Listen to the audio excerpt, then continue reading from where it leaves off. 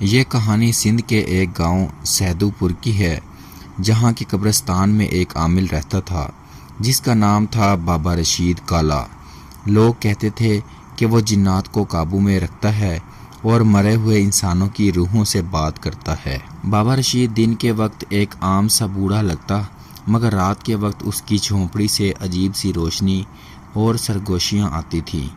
ایک دن گاؤں کا نوجوان کامران، جو بہت غریب تھا، اپنے مسائل سے تنگ آ کر بابا کے پاس چلا گیا۔ بابا رشید نے کہا، اگر تم دولت چاہتے ہو تو تمہیں ایک قبر کھودنی ہوگی اور اس میں کچھ خاص تعویذ دفن کرنے ہوں گے، مگر یاد رکھنا جو ایک بار اس راستے پر چل پڑے وہ کبھی واپس نہیں آتا۔ کامران نے لالچ میں آ کر سب کچھ ویسا ہی کیا۔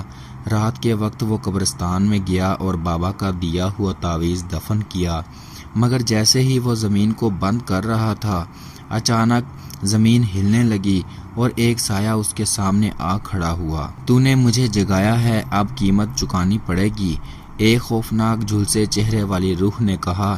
کامران چیخا مگر آواز گلے میں ہی دب گئی۔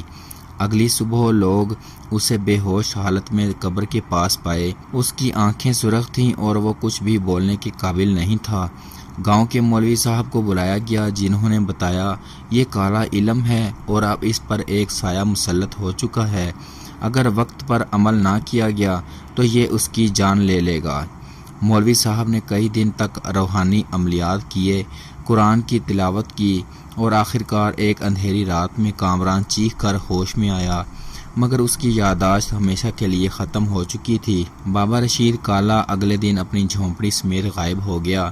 لوگ کہتے ہیں وہ ایک جن کے ساتھ نیا گاؤں بسا چکا ہے۔ کامران کے واقعے کے بعد گاؤں میں خوف کی ایک لہر دوڑ گئی۔ لوگ اب بابا رشید کے بارے میں سوال کرنے لگے۔ ایک دن ایک بزرگ حاجی بشیر نے بتایا، بابا رشید کوئی عام انسان نہیں، اس کا اصل نام رشید خان تھا۔ وہ جوانی میں کراچی کے ایک مدرسے میں پڑھاتا تھا، مگر علم کی پیاس اسے ایک غلط راستے پر لے گئی۔ اس نے حرام علم سیکھا، جنات سے رشتہ جوڑا اور پھر غائب ہو گیا۔ کہتے ہیں وہ ایک قدیم کتاب ظلمت الکامل لے آیا تھا، جس میں شیطانی عملیات لکھے تھے۔ یہی کتاب اس کی طاقت کا ذریعہ تھی۔ بابا کے غائب ہونے کے کچھ دن بعد گاؤں میں عجیب واقعات شروع ہو گئے۔ راتوں کو عورتوں کی چیخیں سنائی دیتی، گھروں میں جلتی ہوئی روشنی بجھ جاتی، مویشی خود بخود مرنے لگے۔ کامران، جو ابھی تک مکمل صحتیاب نہ ہو سکا تھا، اکثر اندھیرے میں کچھ بڑبڑاتا تھا، وہ آ رہا ہے، وہ مجھے لے جائے گا، مجھے معاف کر دو، میں نے تعویذ دفن کیا تھا۔ اس کی ماں نے بتایا کہ وہ رات کو سوتے میں ایک ہی نام لیتا ہے، لجاج لجاج، مجھے چھوڑ دو۔ مولوی صاحب نے بتایا کہ لجاج ایک شیطانی جن کا نام ہے جو بابا رشید کے تابع تھا۔ ایک رات گاؤں کے بیچوں بیچ ایک کچا مکان خود بخود جلنے لگا۔ کوئی آگ نہیں لایا، مگر شعلے آسمان کو چھو رہے تھے۔ اسی رات کامران غائب ہو گیا۔ 2 دن بعد وہ قبرستان میں پایا گیا، مردہ، مگر اس کی آنکھیں کھلی تھیں، جیسے مرتے وقت کچھ بہت بھیانک دیکھا ہو۔ کامران کے ہاتھ پر جلتا ہوا ایک لفظ نقش تھا، وفاداری۔ یہ بابا رشید کی طرف سے ایک آخری پیغام تھا۔ گاؤں والوں نے ایک بڑے عالم مولانا قاری فیاض کو بلایا۔ انہوں نے 41 دن تک گاؤں میں ختم پڑھا، اذکار کیے، سورہ بقرہ کی تلاوت دن رات گونجی۔ آخرکار قبرستان کے آس پاس کا سناٹا ختم ہوا۔ لوگ کہتے ہیں بابا رشید اب بھی زندہ ہے، مگر انسانوں میں نہیں، کسی درخت کی جڑوں میں چھپا ایک اور شکار کی تلاش میں۔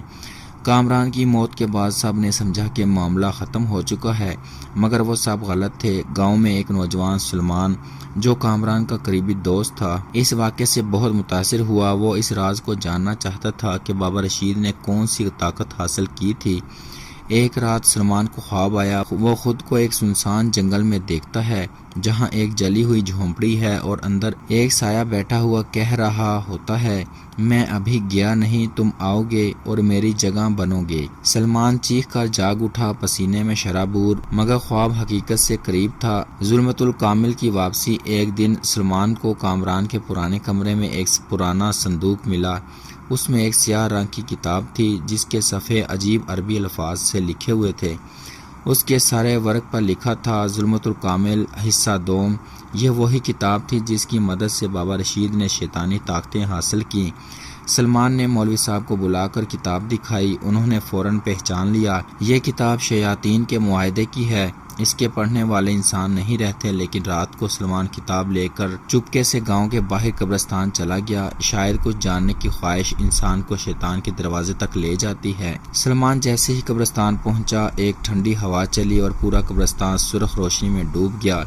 کتاب خود بخود کھلی اور ایک نام سامنے آیا، الناظف۔ یہ جن تھا جو کتاب کی حفاظت کرتا تھا۔ سلمان کا جسم کانپنے لگا، ایک سایہ زمین سے بلند ہوا، آنکھیں انگاروں کی طرح روشن، قد 7 فٹ اور آواز میں گونج۔ بابا رشید نے وعدہ کیا تھا، اب تم اس کے جانشین ہو۔ سلمان نے کتاب بند کرنا چاہی مگر اس کے ہاتھ منجمد ہو چکے تھے۔ تبھی مولانا قاری فیاض اپنے شاگردوں کے ساتھ وہاں پہنچے اور پورا قبرستان قرآن کی تلاوت سے گونج اٹھا۔ الناظف چیخا، آسمان سیاہ ہو گیا، درخت جلنے لگے اور زمین لرزنے لگی۔ قاری صاحب نے 313 بار سورۃ الصفات، سورہ جن اور آیت الکرسی پڑھی۔ ایک زوردار روشنی کی لہر نکلی اور الناظف زمین میں دھنس گیا۔ کتاب خود بخود جلنے لگی اور سلمان بے ہوش ہو کر گر پڑا۔ جب وہ ہوش میں آیا تو اس کی زبان پر پہلا لفظ تھا، معاف کرنا یا اللہ۔ کالا علم، جنات اور شیاطینی معاہدے وقتی فائدے تو دے سکتے ہیں مگر انجام ہمیشہ تباہی ہوتا ہے۔ اللہ کا علم اور ذکر ہی اصل طاقت ہے۔ اگر آپ کو یہ کہانی پسند آئی ہو تو ہمارے چینل کو سبسکرائب کریں اور کمنٹ میں لکھیں، ہم صرف قرآن سے مدد مانگتے ہیں۔ اور یاد رکھیں، شیطان ہمیشہ ایک نئے شکار کی تلاش میں رہتا ہے۔